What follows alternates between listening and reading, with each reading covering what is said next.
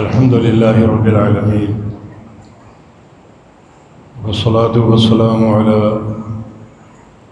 أشرف الأنبياء والمرسلين نبينا محمد وعلى آله وصحبه ومن اقتدى بهديه واستنى بسنته وسار على نهجه إلى يوم الدين. أما بعد، فأعوذ بالله من الشيطان الرجيم من همزه ونفخه ونفثه. بسم الله الرحمن الرحيم. إن الله يحب الذين يقاتلون في سبيله صفا كأنهم بنيان مرصوص. میں دل کی گہرائیوں سے آپ تمام اساتذہ کو، طلباء کو اور جملہ اہل علاقہ کو اور اپنے نمازی حضرات کو مبارکباد پیش کرتا ہوں اس عظیم فتح پر جو اللہ پاک نے ہمیں عطا فرمائی. جس قدر میں اس کا شکریہ ادا کریں کم ہے. کئی دہائیاں گزر چکی ہیں، ہمارے دل اور ہماری روحیں مجروح اور زخمی چلی آ رہی تھی. ہم نے عراق کو ٹوٹتے دیکھا اور لاکھوں مسلمانوں کو شہید ہوتے دیکھا. ہم نے شام کو ٹوٹتے اور بکھرتے دیکھا اور وہاں بھی ہزاروں قربانیاں پیش کی گئیں. لبنان اور بیروت کا معاملہ ایک عرصے سے چل رہا ہے.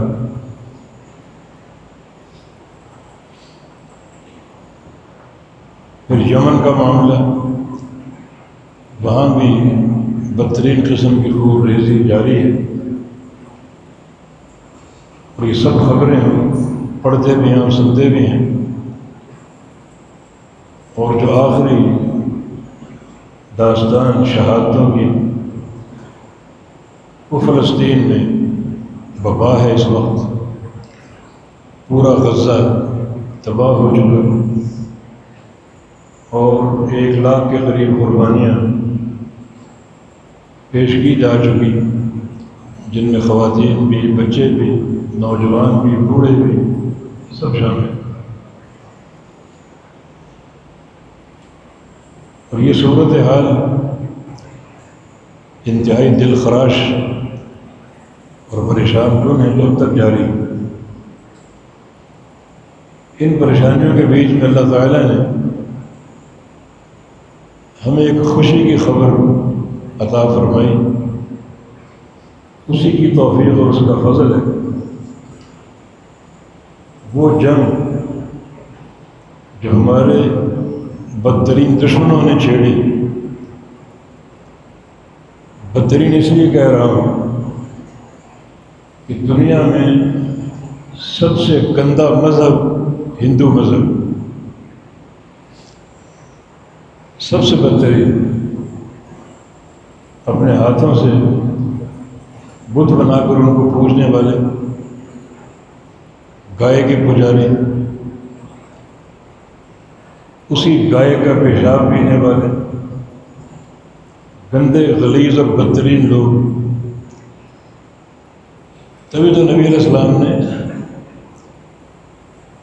ان لوگوں کے لیے جہنم سے بچاؤ کی خوشخبری سنائی جو غزوہ ہند میں شریک ہوں گے. اصابتان من امتی احرقهم اللہ من النار، اصابت تغزو الہند و اصابت تکون مع عیسی ابن مریم.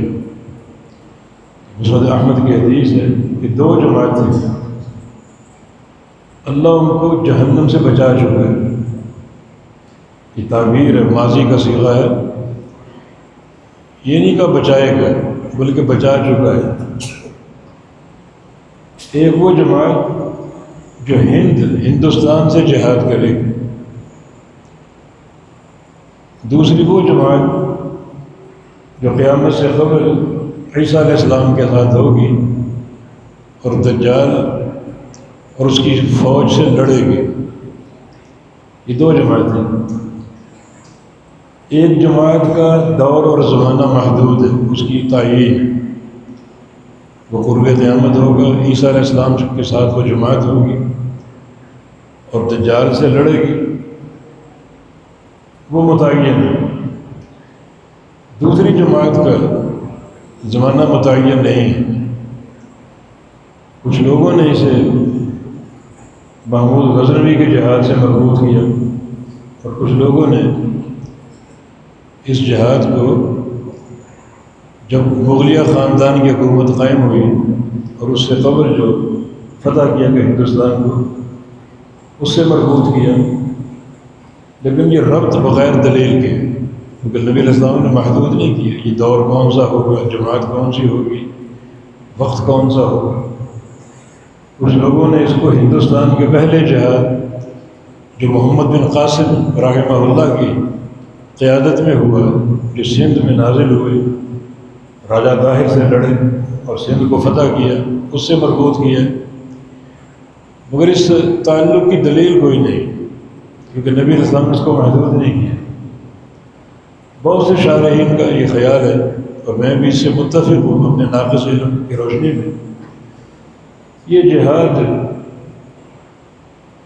ہندو بنیے کے خلاف ہے، ہندو مذہب کے خاتمے کے لیے۔ جو بھی یہ جہاد لڑے گا وہ اس بشارت میں داخل اور شامل ہے۔ مقصود کیا ہے کہ جو یہ غلیظ مذہب ہندوؤں کا، اس کا خاتمہ،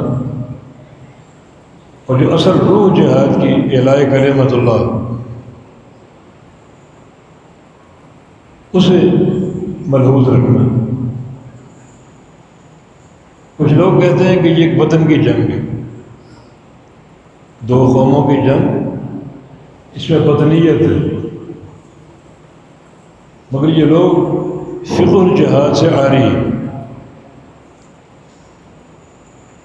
اس وطن کے لیے لڑنا جس وطن میں آگے چل کر اعلاء کلمت اللہ کی راہیں ہموار ہو سکتی ہیں، بالکل وہ اسلامی جہاد میں شامل ہے۔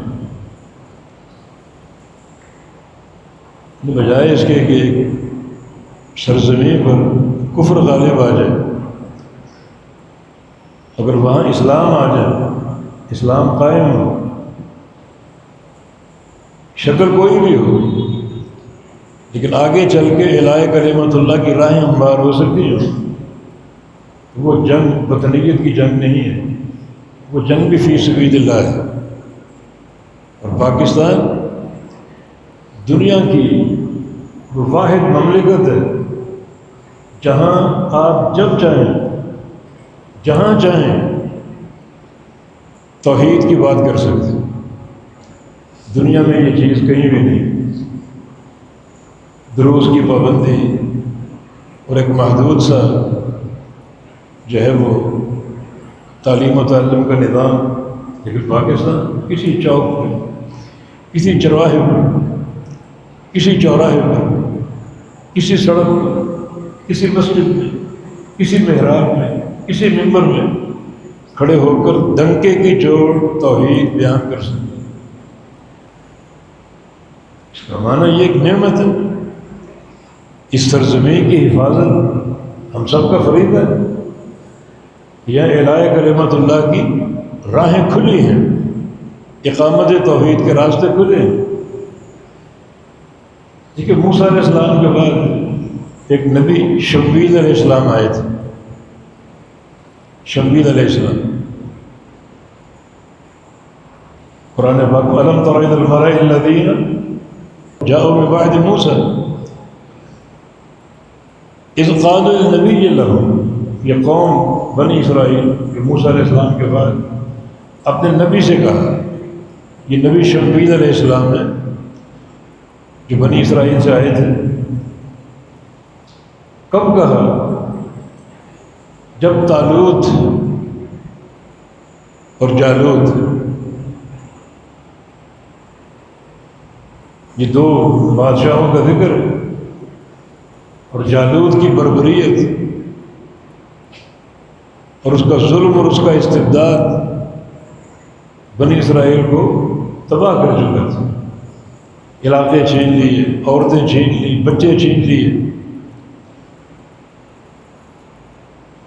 تو اپنے نبی سے کہا انہوں نے ابعث لنا ملکا، ہم ایک بادشاہ اللہ سے لے کر دو، بادشاہ ہو جو جہاد اور قتال کے امور سے واقف ہو، مضبوط قیادت کرنے والا ہو.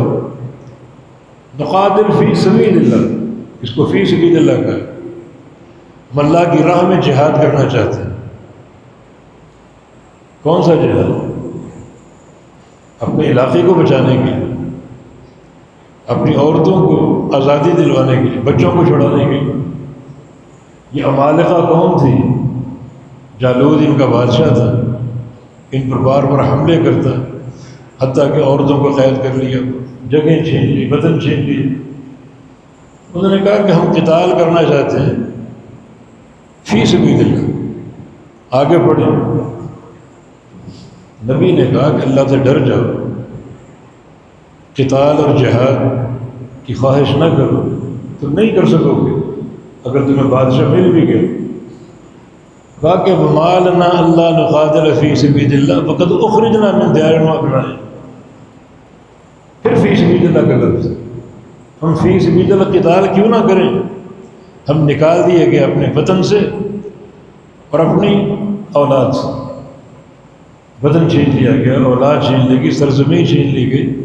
اس کو لوٹانے کے لیے، اس کو حاصل کرنے کے لیے اور اپنے اہل و عیال کو چھڑانے کے لیے ہم قتال کیوں نہ کریں فی سبیل اللہ. یہ بھی فی سبیل اللہ قتال. وطنیت کی جنگ اور ہوتی ہے جس میں توحید کے مقاصد نہ ہوں، لیکن ایسی سرزمین کو آزاد کرانا، کہ اس کی آزادی کو قائم رکھنا جہاں اقامت توحید کے امکان موجود ہو. اور اس وقت تک یہ امکان موجود ہے جب تک اس زمین کی پشت پر وہ جماعت موجود ہو جو توحید کا نام لیتی، جو خالص توحید کی بات کرتی، خالص پیغمبر علیہ السلام کی سنت کی اتباع کی بات کرتی.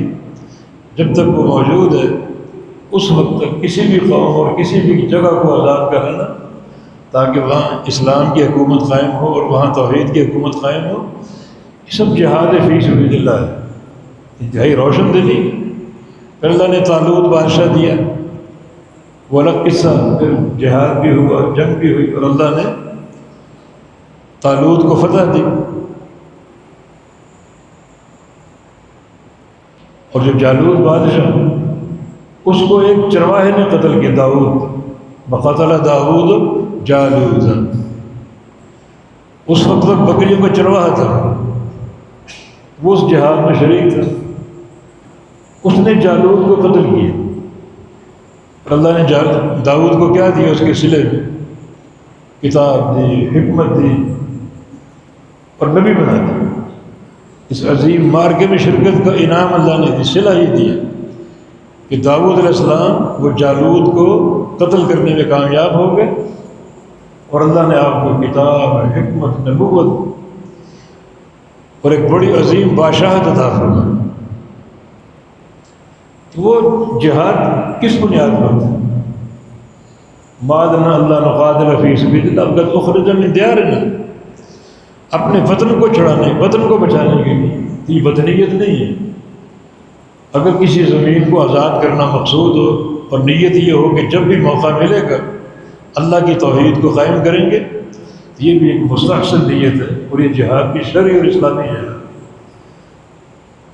اور لوگ لا کے اعتراض کریں کہ یہ وطنیت اور دو قوموں کی جنگ ہے، لیکن نہیں، اپنے وطن کو بچانا، پاکستان کو بچانا. پاکستان کا مطلب کیا؟ لا الہ الا اللہ، جس کو اس کلمے کی بنیاد پر حاصل کیا گیا. اس کا تحفظ، ان سرحدوں کی نگہبانی اور اس کی حفاظت جب اللہ موقع دے گا. وما ذلک علی اللہ بعزیز، اللہ کے لیے مشکل نہیں. جب اللہ موقع دے۔ توحید کے بعد ہر وقت کر سکتے ہیں، ہر چوک پہ کر سکتے ہیں، ہر گھڑی کر سکتے ہیں، دن کو کر سکتے ہیں، رات کو کوئی پابندی نہیں۔ اور یہ ایک ایسی نعمت ہے جو پاکستان کو حاصل ہے، ہر ایک کو حاصل نہیں، ہر خطے کو حاصل نہیں۔ تو اللہ کے فضل و کرم سے اسی سرزمین کی حفاظت کے لیے، اس کی بقا کے لیے ایک جنگ چھڑی جو ہندوستان نے چھڑی، ایک ایسی قوم نے جو غلیظ ترین مذہب کی حامل ہے، تو اس کا مقابلہ کرنا، اپنی سرحد کا دفاع کرنا، اپنے وطن کا دفاع کرنا ہم پر اس لیے ضروری ہے کہ یہاں اسلامی مملکت قائم رہے، اور اللہ جب بھی موقع دے اقامت توحید کا ضرور ہو۔ تو اللہ تعالیٰ نے ہم سے کہیں بڑے اور طاقتور دشمن کو ہزیمت کا منہ دکھایا، اور الحمدللہ چند گھنٹوں کے عمل سے ایک عظیم فتح حاصل ہوئی۔ ہندوستان کے سارے ارادے، سارے عزائم خاک میں مل گئے، اور جلدی صلح کی خبر آپ نے سنی، معاہدے کی خبر آپ نے سنی امریکہ کی طرف سے۔ 2-3 گھنٹوں میں ساری کارروائی ہو گئی۔ کیوں ہو گئی؟ امریکہ جو مفاد کی باتیں کر رہا ہے اور ہمدردی کی باتیں کر رہا ہے، کیوں؟ کیونکہ امریکہ کے حلیف ہندوستان کو جوتے پڑ رہے تھے، ان کے طیارے گرائے جا رہے تھے، ان کے ڈرون تباہ کیے جا رہے تھے، اور 2 مرکز ان کے جو جہاں ان کے دفاع کا مضبوط نظام تھا اسے نیست و نابود کر دیا گیا۔ اور ہر وہ جگہ اور ہر وہ ان کا علاقہ جو بھی ان کی پوسٹیں تھیں جہاں سے میزائل برسائے گئے، جہاں ان میزائلوں کے نتیجے میں جو معصوم شہریوں کی شہادتیں ہوئیں، ارتضاء عباس چھوٹا سا بچہ، کون اس کو فراموش کرے؟ ایک خوبصورت پھول مرجھا گیا، ایک نوجوان شہید ہوا، 10 دن قبل اس کی شادی ہوئی تھی، اس کی بیوی بیوہ ہو گئی، خاندان اس کا سوگوار ہو گیا۔ ان علاقوں میں الحمدللہ بمباری کر کے ان کو تباہ و برباد کیا گیا۔ الحمدللہ پاکستانی افواج نے تحمل کا، بردباری کا مظاہرہ کیا، اور نہتے شہریوں پر کوئی بمباری نہیں کی، گولہ باری نہیں کی، صرف انہیں جو فوجی مراکز تھے، ان کے فوجی اڈے تھے، انہیں تباہ و برباد کیا۔ امریکہ یہ برداشت نہ کر سکتا۔ کون سی ہمدردی؟ 2 سال سے غزہ اور فلسطین کی صورت حال آپ کے ساتھ، کیا ہمدردی ہے تیری؟ وہاں کیوں نہیں آ رہا؟ یہاں 2 گھنٹے میں جنگ رکانے میں کامیاب ہو گیا، ہمارے کہنے پر نہیں، ہندوستان کے کہنے پر بھاگا گیا اس پٹائی کو دیکھ کر، تمہیں بچا اور ہمدردی کے نام سے میدان میں کود پڑا، اور چند گھنٹوں میں جناب معاہدہ بھی ہو گیا، جنگ بھی رکوا دی گئی۔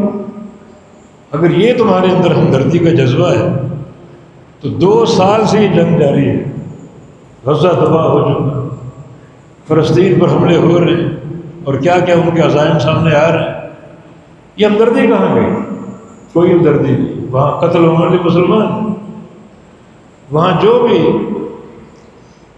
نشانہ بننے والے مسلمان ہیں، وہ مرتے، کوئی پرواہ نہیں۔ جہاں ان کے حلیف کی باری ہے فوراً میدان میں کود پڑے۔ ایک ہمدردی کا تاثر دے، انتہائی ایک دوغلا پن ہے، منافقانہ سیاست ہے امریکہ کی۔ مسلمانوں کا جو بھی نقصان ہو پیچھے امریکہ کی نحوست ہوتی ہے۔ تو غزہ میں کیوں نہیں اتر رہے تھے؟ وہاں کیوں نہیں معاہدہ کرا رہے؟ جبکہ اسرائیل آپ کا چمچہ، چھوٹا تھا اسرائیل، ان کو کیوں نہیں رکوا رہے؟ ان کے سامنے کا حد کیوں نہیں قائم کر؟ یہاں کیوں کر دی؟ مانا کر سکتے ہو، لیکن یہاں چونکہ جن کی پٹائی ہو رہی تھی ان کے حلیف تھے، ہم نوالا ہم پیالہ تھے، وہاں کوئی احساس نہیں۔ لیکن انشاءاللہ ایک لہر جو جہاد کی ٹوٹی ہے، امت مسلمہ بڑی مستحکم، خوشی کے جذبات ہیں، باہر کے میڈیا سے خبریں آ رہی ہیں، انتہائی مطمئن، انتہائی خوش۔ تو اللہ تعالیٰ کے فضل و کرم سے ایک عرصے بعد یہ خوشخبری ہمیں سننے کو، دیکھنے کو ملی۔ کئی دہائیوں سے ہم صدموں سے دوچار ہیں اور مختلف تکالیف سے دوچار ہیں۔ ہر طرف مسلمانوں کی حالات ہیں، مسلمانوں کی شہادتیں، مردوں کی، عورتوں کی، بچوں کی، بوڑھوں کی بلا تفریق۔ لیکن ان دکھ بھری داستانوں کے بیچ میں اللہ تعالیٰ نے خوشی عطا فرمائی ہے۔ یقیناً اس خوشی پر ہم اس کا شکر ادا کریں، اور اگر وہ قوت آ جائے، روحانی قوت جو عقیدہ توحید کی برکت سے ہے، تو پھر ہماری طاقت کہاں سے کہاں پہنچتی ہے۔ ابھی توحید خالص نہیں، نہ توحید کا ادراک ہے، نہ توحید کی معرفت۔ اللہ پاک قرآن پاک میں فرماتا ہے لإیلاف قریش ایلافہم رحلۃ الشتاء والصیف فلیعبدوا رب ھذا البیت الذی اطعمهم من جوع وآمنهم من خوف۔ قریش کا ذکر کیا۔ قریش والوں اپنے دو سفروں کو یاد کرو۔ وہ سردیوں میں یمن جایا کرتے تجارتی قافلے، اور گرمیوں میں شام جایا کرتے۔ یہ دو سفر، اور دونوں سفر محفوظ ہوتے تھے، قافلے محفوظ ہوتے تھے، تجارت تمہاری بڑھ رہی تھی، سامان لے کے جا رہے ہو، سامان لے کر آ رہے ہو۔ باقی ہر خطے کے قافلے لٹ جاتے تھے، ڈاکو ہر جگہ موجود تھے، تمہارے قافلے محفوظ ہوتے تھے، کوئی لوٹنے کی جرت نہیں کرتا تھا۔ اللہ نے تمہیں یہ طاقت دی، تمہارا دبدبہ قائم کیا، روب قائم کر دیا۔ کیوں قائم کیا؟ تمہارے پاس بیت اللہ ہے، اللہ کا گھر، اس کے تم متولی ہو، اس کے چوکیدار، حاجیوں کا استقبال کرتے ہو، ستو کھول کر پلاتے ہو۔ ایک تعلق ہے، بس توحید نہیں۔ صرف اس تعلق کے بنا پر اللہ نے تمہیں یہ فوقیت دی، روب اور دبدبہ قائم کر دیا۔ ابرا اپنے ہاتھی لے کر آئے گئے بیت اللہ کو مسمار کرنے کے لیے، اور ابرا کی قوت، اس کا ڈنگا بج رہا تھا۔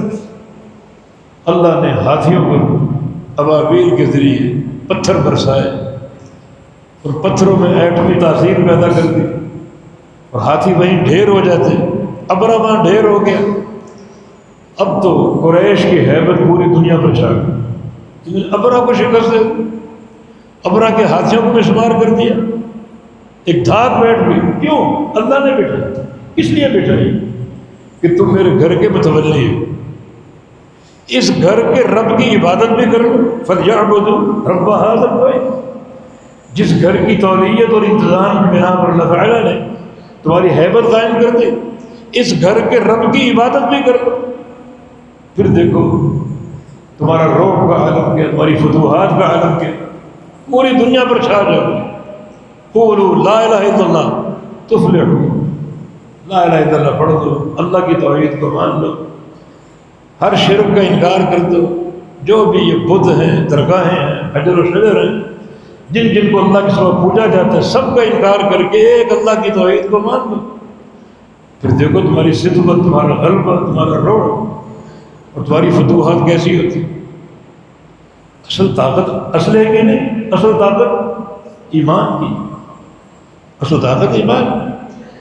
رومیوں سے مار کا جاری تھا، مسلمانوں کے قائد تھے خالد بن ولید رضی اللہ عنہ، دبلے پتلے لاغر۔ ادھر رومی سپہ سالار بڑا پہلوان، کہتے ہیں سنگل اس کی ٹانگ سے باندھ دیتے اور ہاتھی کو باندھ دیتے، ہاتھی زور لگا کر بھی اس ٹانگ کو ہلا نہ پاتی، اتنی طاقت تھی۔ اس نے دیکھا کہ فوجیں مر رہی ہیں میری، تو کیوں نہ ایک چال چلو۔ اعلان بھجوایا کہ آج جنگ دونوں کمانڈروں کی ہو جائے، جو غالب آ گیا وہ جیت گیا اور مغلوب کو شکست ہونا ہو جائے۔ خالد بن ولید کو میں مچھر کی طرح مسل کے رکھ دوں، قبول کر لی۔ دونوں فوجوں کے بیچ دو سپہ سالار میدان، تلوار بھی اور ڈھال بھی۔ پہلا وار اس رومی سپہ سالار نے کیا، اپنی ڈھال پہ روکا، ڈھال ٹوٹ گئی، ڈھال ٹوٹ، اتنی طاقت اس وار میں۔ دوسرا وار خالد ولید نے کی، اس نے ڈھال آگے کی، ڈھال ٹوٹی، تلوار سر پہ لگی اور سر میں داخل ہو کر پورے جسم کو دو ٹکڑے کر دیے۔ طاقت کس چیز کی؟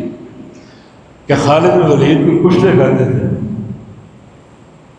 کیا کس چیز کی طاقت؟ یہ توحید کی طاقت، ایمان کی طاقت، یہ تعلق باللہ کی طاقت۔ یہ محبت رسول کی طاقت. یہ طاقت اگر شامل ہو جائے یعنی اسلحے کی طاقت کے ساتھ یہ روحانی طاقت، عقیدے کی طاقت اور ایمان کی طاقت شامل ہو جائے، پھر چند گھنٹے کیا چند منٹوں میں دشمن کا صفایا ہو سکتا. حضرت عمر رضی اللہ عنہ کے دور میں ایک جہادی لشکر واپس لوٹا، آپ نے جہاد کے امیر کو سامنے بٹھا لیا اور کہا کہ مجھے بتاؤ فتح کیسے ہو، جنگ کے حوالے سناؤ. بڑے شوق سے کچھ اس نے کہا امیر المومنین صبح جنگ شروع ہوئی اور سورج ڈوبنے سے پہلے ہم نے جنگ جیتی پورے دن کی. عمر رو پڑے، اتنی دیر، اتنی طاقت اور ہمت دشمن کی، پورا دن ٹکا رہا ہمارے سامنے. ہم تو نبی علیہ السلام کے دور میں جہاد کے میدان میں داخل ہوتے اور چند منٹوں میں فتح لے کر باہر آ گئے. اتنی پورا دن فرمایا کہ لگتا ہے کوئی کمی آ گئی مجھ میں یا تم میں، چلو توبہ کرو، اللہ کے سامنے تضرع کرو، گر گڑاؤ. دشمن کی یہ مجال پورا دن ٹکا رہا ہمارے ساتھ، مقابلہ کرتا رہا. یہ تعلق باللہ. حضرت عمر رضی اللہ عنہ کوئی قافلہ تیار کرتے جہاد کے لیے بھیجتے تو فرماتے کہ رک جاؤ، صبح جانا، رات کو کیوں نہیں؟ رات کو اپنا امیر المومنین کو موقع دو اللہ سے دعا کرنے. پوری رات گر گڑاتے روتے، اس قافلے کی فتح کی دعا کرتے، پھر صبح روانہ کرتے. بعض کو صبح روانہ نہ کرتے پھر بھی روک لیتے اور کہتے رات دعا دو کی عمر ہے، لیکن ابھی دل مطمئن نہیں، ایک رات اور مہلت دو عمر دعا کرنے. پھر رات بھر دعا کرتے. یہ تعلق باللہ، یہ توحید، روحانی طاقت، یہ اگر شامل ہو جائے تو کوئی چیز دشمن کو طاقتور نہیں کر سکتی. نہ دشمن کی بجاعت نہ ہمت ہے. اپنی ساری ایٹمی طاقتوں کے باوجود صفر، بالکل اللہ سب سے اوپر. تعلق باللہ اگر قوی ہوگا تو یقیناً غلبہ مسلمانوں کے لیے، اہل اسلام کے لیے، اہل توحید کے لیے. اور اللہ چاہے تو وہ وسائل کا محتاج نہیں، چاہے تو ہر شے اپنا لشکر بنا. پانی کے ایک قطرہ بوقت ضرورت اللہ کا لشکر بن سکتا ہے. یہ کڑک اور چیخ اللہ نے تھوڑی سی اس آواز کو بڑھا دیا تو قوموں کے جو ہے وہ جگر ٹوٹ گئے، ان کے دل پھٹ گئے. یہ چیخ اللہ کا لشکر بن گیا. بعض قوموں کو اللہ نے آندھی سے تباہ کر دیا. یہ ریت کے ذرات اور خاک کے ذرات، ایک ایک ذرہ اللہ کا سپاہی بن گیا. وہ تو ہر طرح مدد کرنے پر قادر ہے. ہم یہ تعلق باللہ مستحکم کریں، اور تعلق باللہ کی سب سے قوی اساس جو ہے وہ توحید باری تعالی. تو ایک طاقت جو انتہائی چھوٹی طاقت، لیکن چونکہ اسلام کا نام اور جو بنیاد مرصوص اس مہم کا نام رکھا گیا، بنیاد مرصوص، قرآن کی اس آیت کی طرف اشارہ. بے شک اللہ محبت کرتا ہے ان مجاہدین سے جو اللہ کی راہ میں جہاد کرتے ہیں، قتال کرتے ہیں، ایک آہنی دیوار بن کر، سیسا پلائی ہوئی دیوار بن کر. تو آہنی دیوار اللہ تعالیٰ کی محبت کی بنا پر، تعلق بالدین کی بنا پر اور تعلق بالاسلام کی بنا پر.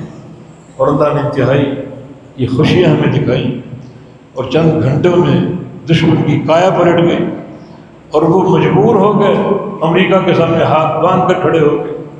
اور امریکہ اس ہمدردی کے نام پر میدان میں آ گیا اور یہ معاہدہ کروا دیا کہ دیکھ رہا تھا پٹنے والے کون ہیں، جوتے کون کھا رہے؟ میرے حلیف کھا رہے، جو میرے ہم مذہب تو نہیں لیکن قریب قریب ہے. وہ بھی باطل، یہ بھی باطل. تو یہ بات غزہ میں کیوں نہیں کر رہے، فلسطین میں کیوں نہیں کر رہے؟ نہیں کرے. وہاں پٹنے والے مسلمان، مرد، عورتیں، بچے. پھر کتا کہیں ہلاک ہو جائے تو ان کے رحمت کے جذبات ابھر آتے ہیں اور یہاں کچھ نظر نہیں آ رہا. انشاءاللہ تعالیٰ ایک قوت سامنے آ رہی ہے. ممکن ہے کہ عرب بھی یہاں غور کریں گے، فکر کریں گے، اور انشاءاللہ تعالیٰ یہ ایک در پردہ ایک دھمکی اسرائیل کے لیے بھی ہو سکتی ہے کہ ہم اتنی بڑی طاقت کو مفلوج کر سکتے ہیں، تم بھی بات آ جاؤ، تم پر بھی یہ یلغار آ سکتی ہے. اور اللہ رب العزت توفیق دے ہماری تمام اقوام کو کہ وہ سوچیں غور کریں اور اس مقام پر اپنے فلسطین کی حفاظت کے لیے، غزہ کی مسلمانوں کی حفاظت کے لیے عملی اقدام جو ہے وہ کریں۔ بار کہ اس خوشی کے موقع پر آپ سب کو مبارکباد پیش کرتا ہوں اور دعا گو کہ اللہ تعالیٰ اسی طرح ہمیں خوش کرتا رہے، فتوحات سے نوازتا رہے۔ آج کوئی میٹنگ ہونے والی ہے، اگر میٹنگ کے معاملے طے نہ پائیں ہو سکتا ہے جنگ دوبارہ چھڑ دیں، لیکن انشاءاللہ ہمارے فوجی تیار ہیں۔ اللہ نے ہماری فوج کو ہمت دی ہے، طاقت دی ہے۔ کاش عقیدہ توحید بھی پوری طرح جو ہے وہ کار فرما ہو جائے تو پھر انشاءاللہ کوئی طاقت آگے ٹھہر نہیں سکتی۔ اللہ پاک آسانیاں فرما دے، اللہ پاک اسی طرح فتوحات سے نوازے۔ اللہ تعالیٰ جو عالم توحید ہے، عالم اسلام، اس کو طاقت عطا فرما دے، غلبہ عطا فرما دے، اور اللہ تعالیٰ عالم کفر کو اسی طرح ہزیمت سے، شکستوں سے اور ذلت سے ہمکنار کرتا رہے۔ بارک اللہ فیکم وقول قولی ھذا واستغفر اللہ لی ولکم وآخر دعوانا ان الحمد للہ رب العالمین۔